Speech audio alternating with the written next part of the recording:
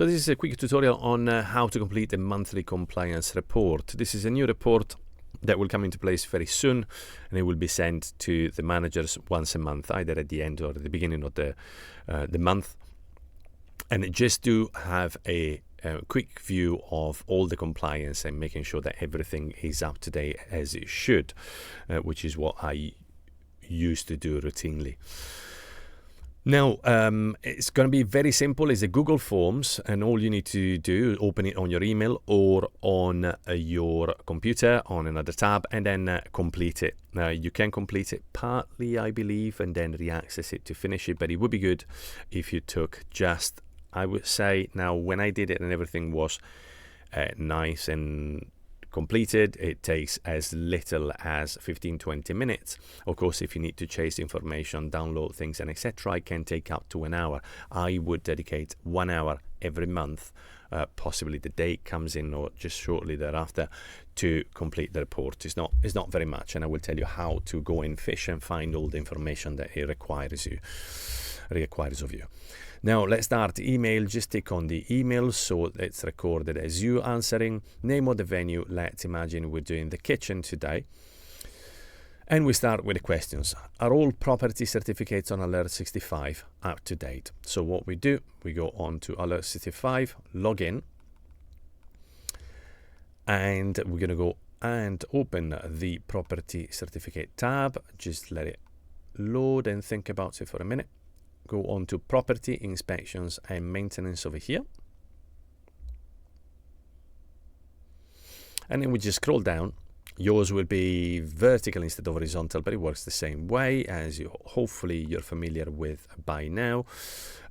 Green dots is all good. Orange is something that is about to expire, and red is expired. Now Legionella will likely stay red for a while because there are complicated checks that we haven't decided whether we're going to do or not yet, so you can temporarily ignore this one. Everything else, if it's green, we're good. If it's orange, we need to make sure that this at least has been booked. So in this case, the PPM has been done. We're chasing the certificate. Fixed gas installation certificate has been communicated to Scott, so that's been booked. And the coffee pressure vessel inspection, actually, all the certificates are yearly, but this one, strangely, for some weird reasons related to factories and etc., is 14 months. So it has already been booked, but it will happen in January. So this one is okay. So we can go back to the form and we can say, no, it's not a yes because not everything is green, but we can say other 3 certificates due, all booked. And that's it. And if it wasn't, we would just need to justify why they're not. Next question. Have all the actions from the most recent fire risk assessment been completed? So we go back to Alert 65. We stay actually here because the fire risk assessment is one of our property certificates. So we're going to go and find it here. It's fire risk assessment, FRA, over here. And we can see it's in date, but we need to check that all the recommendations were followed.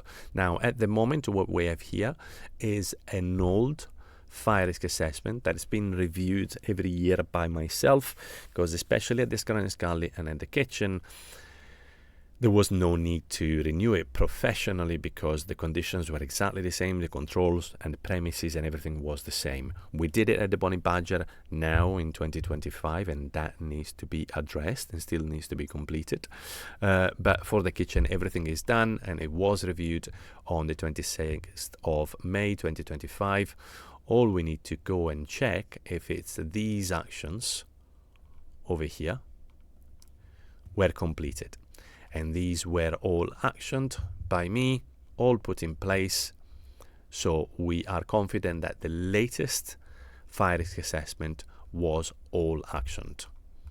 And that's it. So we could just answer a straight yes.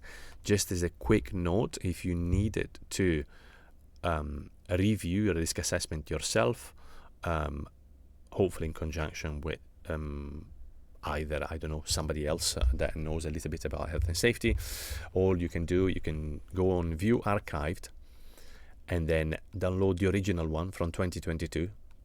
Click on the attachment over here. download the attachment, and at this point you have the original blank one, and you can do what I did. So print it and then review it in its entirety, making sure that every single thing applies, every single number, every single comment still applies, and then re-sign it and then review it that way. Comes 5 years from the original one, I would probably still get somebody professional to do it again, and you can contact Keith Dargo to get somebody to do that. And that's it. But we said all the actions were completed, so we go here and we say yes, fire risk assessment has been completed. Next one, are all the actions in audit 65 from previous audits completed? We access audit 65 from alert 65. There's a little bit of a bug at the moment. Audit 65 is the first tab over here. You can see that everything has an icon, but Audit 65 doesn't. You cannot open it from all the tabs because there's some broken links. If you click on it, it will tell you, unless they fixed it because I complained about it. But it should give you an error message if you try and open it from there. Oh, they fixed it. They haven't fixed the icon, but they fixed the link. It's something I complained about a couple of weeks ago, so they must have fixed it in the meantime.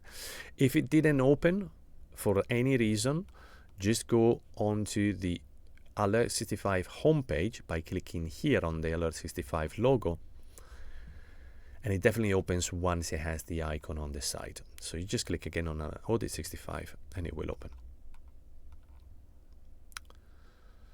So what we do, we're going to go and press, if you don't have access, all managers should have access. If it got stuck on the login page, it means you don't have access. At that point, you can ask for access here on the home page. Click here for software support. And then you can click on login and accounts, and you can request a new user for Audit 65. And that's it. Now, once we're in Audit 65, we're going to go and click on Action. You're going to want to select your site. Probably you don't have to select anything if you manage only one site. And then you're going to click on two things. First, pending, and then filter. Let's see how many pending actions we have. Here, the latest report was only performed a couple of weeks ago, so we still have actions to complete. We have 14 pending. And then if we click on overdue, filter, and there's 16 overdue. So this is a definite no. So we're going to go back to the form and say no, and we say audit recently completed, still reviewing the actions.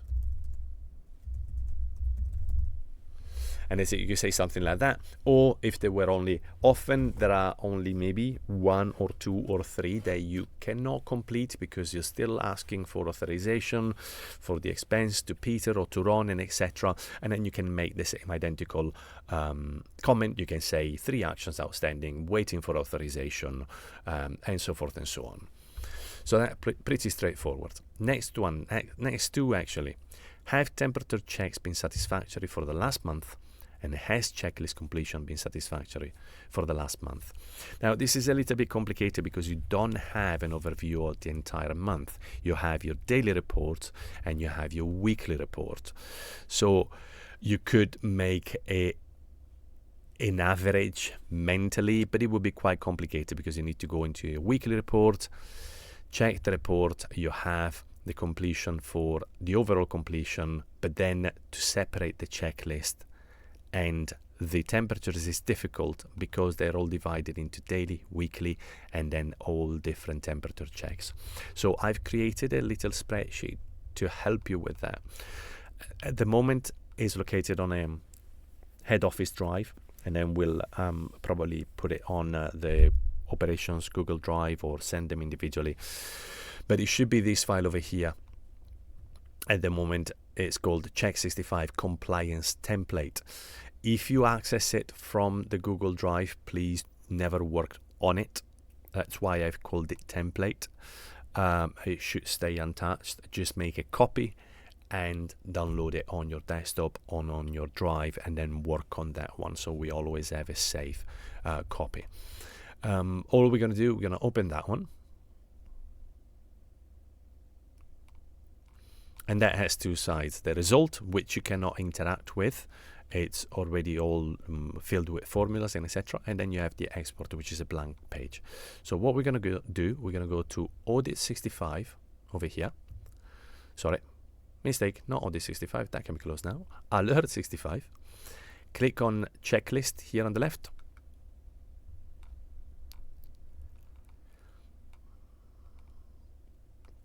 Wait for that to load, and then on the dashboard we have Compliance Export. So we're going to click on Compliance Export from date. Let's see, last month we're doing 1st of October until the 31st of October. We're gonna untick, well, that doesn't really matter because we'll recalculate the percentages ourselves, but show late completed as compliant, no. Anyway, especially the checklist. If you're doing a safety closing checklist to make sure that the building is secure and you do it the morning after, it's not really being compliant. So we'll untick that one. And we click export and it generates a CSV, so an Excel file.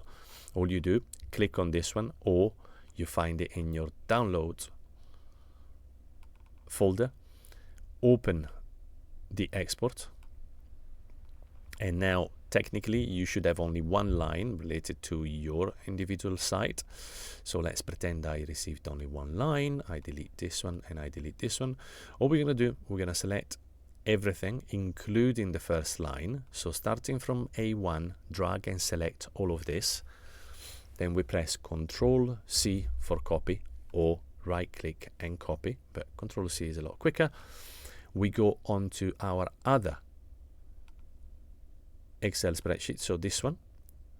We go on to the Export tab, go in position A1, so the same again, and we do either right click and paste the first of the paste over here, or we just do Control V and we pasted all the data, and the result will be populated. So at this point, automatically it's taken a month. You cannot do more than a month on that report. You can only do 1-2 days, up to a month, a maximum of a month. So that's a lot easier to report a percentage. So completion 78.15. Now we would like ideally 90%, as we say over here. Let me go back to the form. Yes, needs to be above 90. And in this case we say other, we say no. The percentage for the checklist was 78.15, or temperature checks, sorry, first 88.73, 88.73. You put whatever you want to put, and we'll need to improve. We'll speak to staff, we'll retrain staff on completion, we'll retrain staff. That's it. Checklist completion being satisfactory. I will likely invert these two so they respect this order, and then the checklist is 78.15, so we can copy this one and then put it there and say 78.15.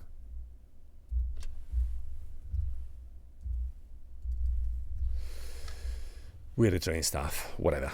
Well, you name your reasons and your actions, and how are you going to address that. I guess it's just a focus on managers being more involved in making sure that the staff have completed all the necessary checks. Next one, is the food hygiene policy in date? Well, let me close these.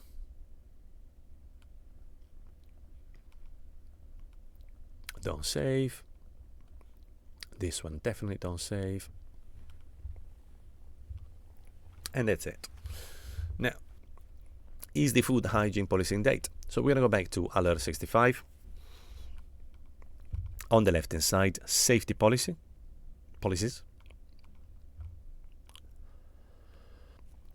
Scroll down, you will find your food safety policy, kitchen food safety policy.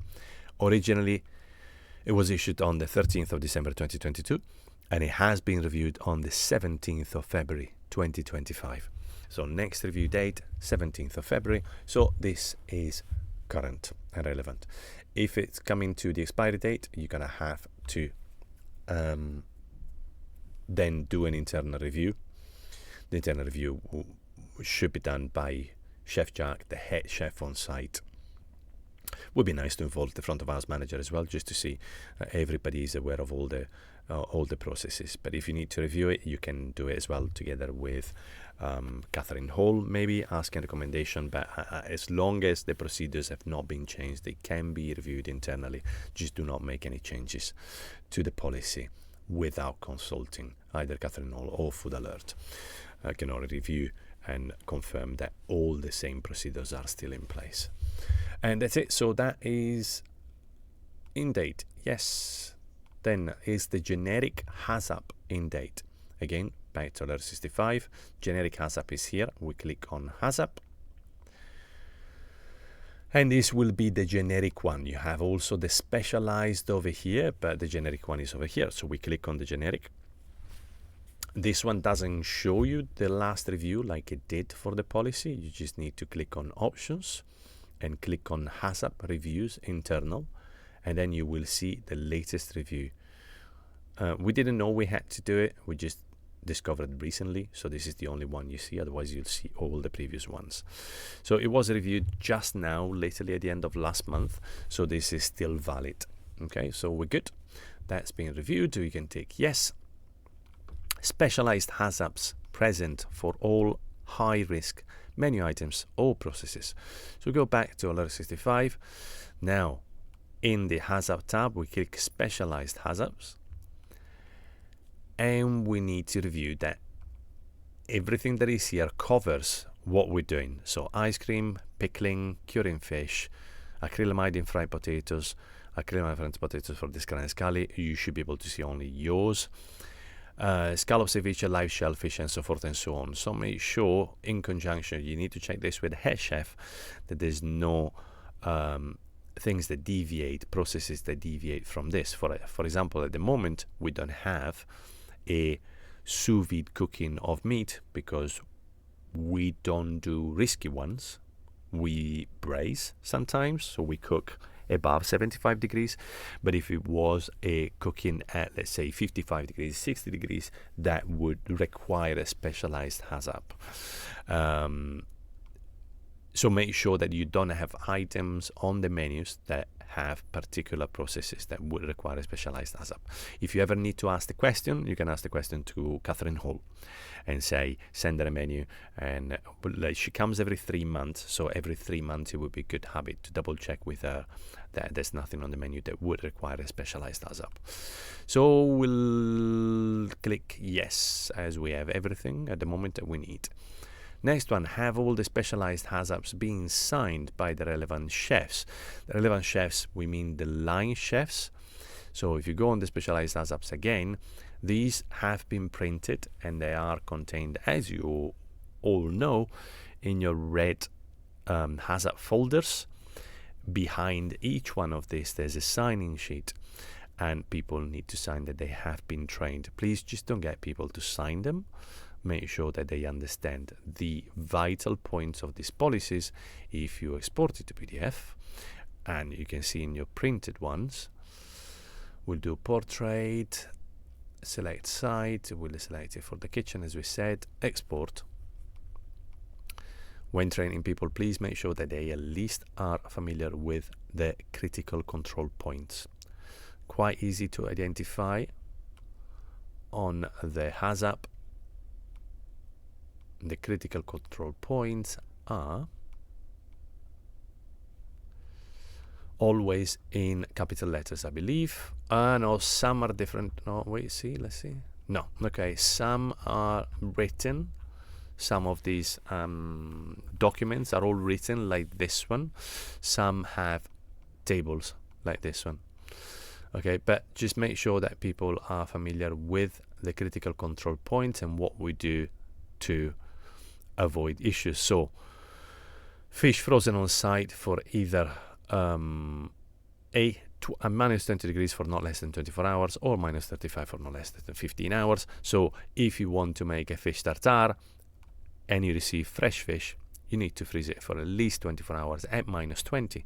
So make sure that they're aware that they need to respect this. If it comes this morning, you freeze it, and then this afternoon you make a tartare, it's not good enough. So once people have familiarized themselves with at least the critical control points, then they sign the sheet, and you shouldn't have anybody performing any of these processes, undertaking any of these processes without having signed the sheet. So once you're sure everybody is signed, you can say yes. Then the next one, a health and safety policy in date. Very simple, like the food policy. You go on to safety policies over here. Health and safety policy. And again, that's for the kitchen. It's in date until February next year. So yes. Task and manual risk assessments in date. Again, over here, alert 65, we go on to risk assessment over here. And then we check individual risk assessment. So if you go on to task templates, not risk assessment over here, the third tab, we're going to go open the kitchen risk assessment. And you have the next review date. So you can see these are all in date. So this fine, they're all relevant. New and expectant mothers, actually, this is a review required because we haven't had one of these for a while. So what we're going to do, I'll show you how to review one if you need to. Click on review. Reviewed by, put your name and surname, reason review, yearly review. You're going to go and save, and it's going to guide you through the whole process. So you could amend things if they were changed, but it's very unlikely that you'll ever have to amend any of this one. So all you need to do, you can open these tabs, but there's really nothing to be changed there. The only important tab is controls. So go and click on controls.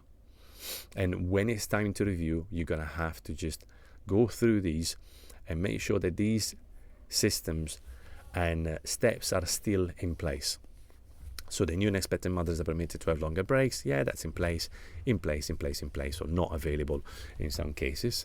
Make sure everything is in place, especially when it comes to dangerous machines and procedures and etc. Please do make sure that you carefully look through all these points and they are applicable. Again, in case of an insurance claim or injuries and etc. We need to make sure that these systems are in place, otherwise we'll obviously be in trouble.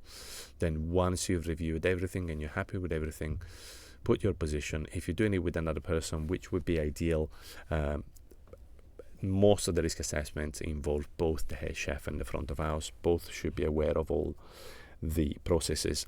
So you put both your positions and then you complete. And at this point that will be updated. So if you open the kitchen risk assessment, new and expectant mothers, that's completed until the 11th of November 2026. And the question asks for both the task and the manual risk assessment. So you have both over here. That's the kitchen risk assessment. The second one is here, manual handling risk assessment. And again, open this one and make sure that everything is in date. That's it. In this case it is. So we say yes. COSHH risk assessment available for all the chemicals used on site. Again, alert 65, we're going to go and click on COSHH risk assessment over here. This will open a separate program, pretty much like Audit 65.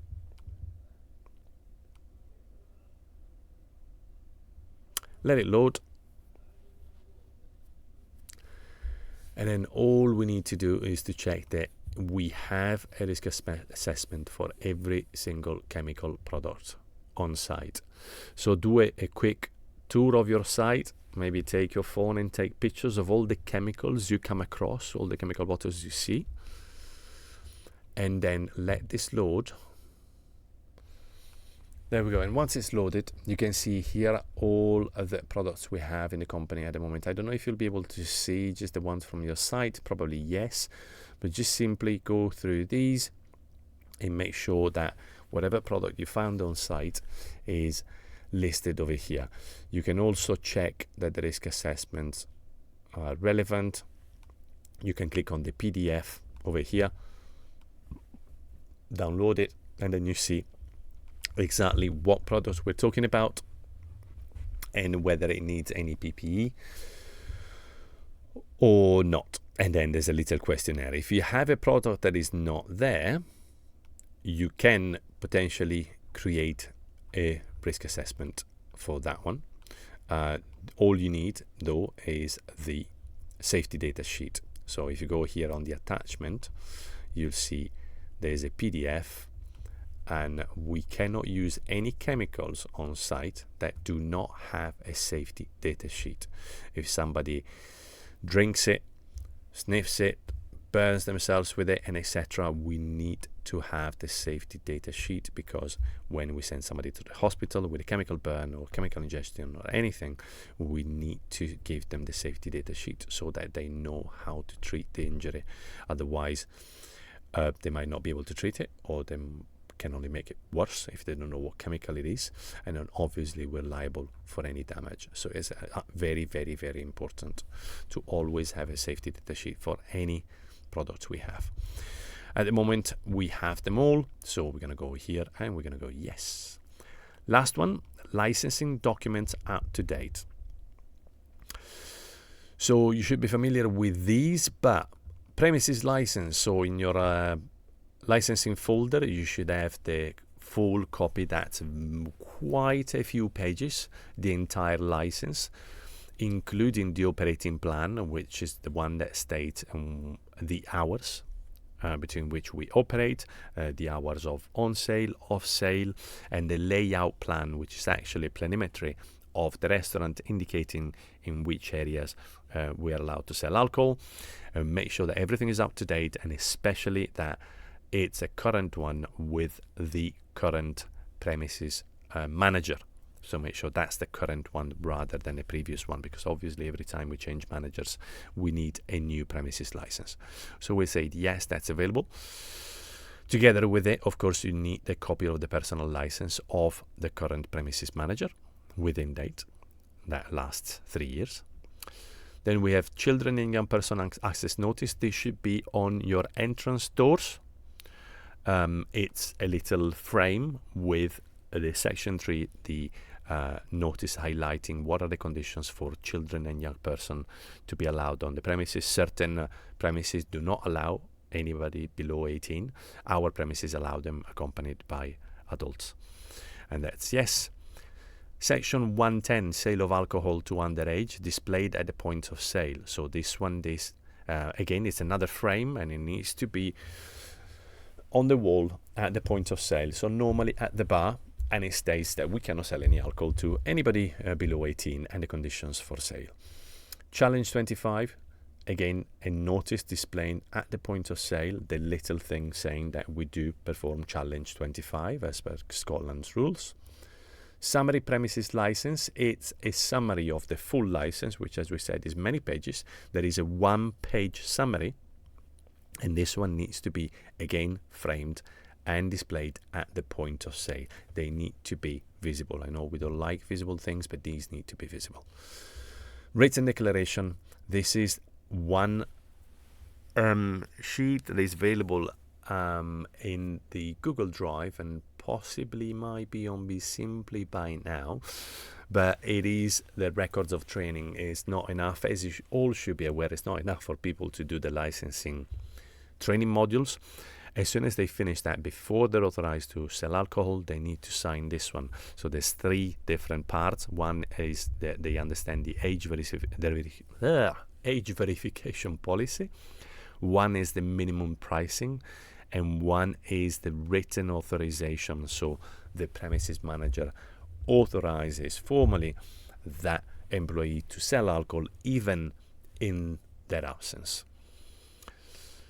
That's it. And then the refusal book present on site. Please make sure you have a refusal book and you document every now and then a refusal. When you refuse alcohol to somebody, it should be documented to prove due diligence.